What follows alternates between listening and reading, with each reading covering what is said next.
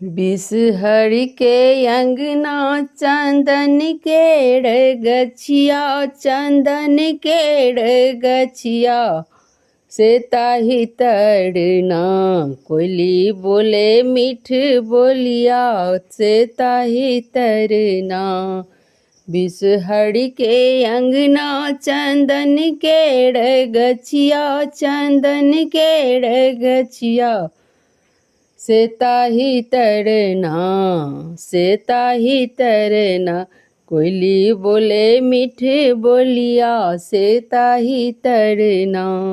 दे बौड़े कोयली चूड़ा दही भोजना, दे बौड़े कोयली चूड़ा दही भोजना से कही दहीना। मोड़ा बिसहरी मैया स कही दहीना।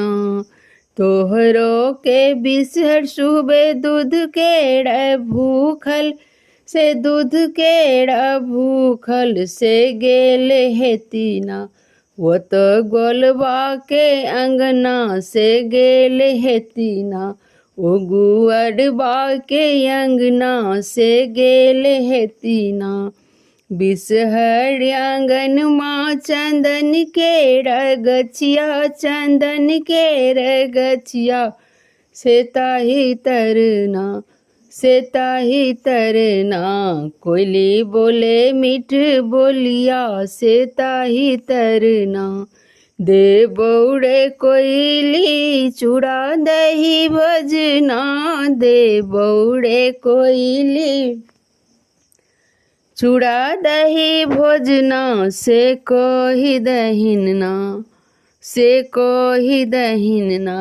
मोड़ा बिसहर मैया से कही दहीना। तोहरो के बिसहर सुहबे लावा के भूखल से, लावा के भूखल ओ गेल हेतीना, ओ गेल हेतीना। ओ कनुनिया के अंगना ओ गेल हेतीना, से कनुनिया के अंगना ओ गेल हेतीना।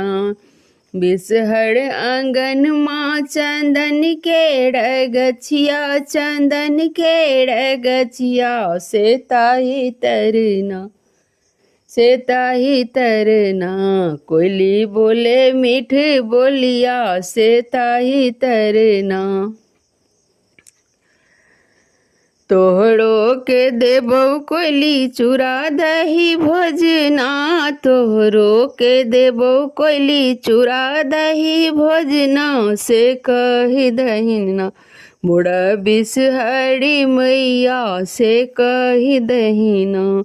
तोहरो के बिसहरी फूल केड़ भूखल, फूल केड़ भूखल से गेल हेतीना, से गेल हेतीना। ओ मलिनिया के अंगना गेल हेतीना, ओ मलिनिया के अंगना गेल हेतीना। बिसहर आंगन माँ चनन केड़ गछिया, चनन केड़ गछिया से ताही तरना, से ताही तरना।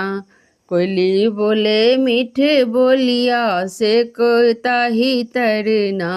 कोयली बोले मीठ बोलिया से ताही तरना।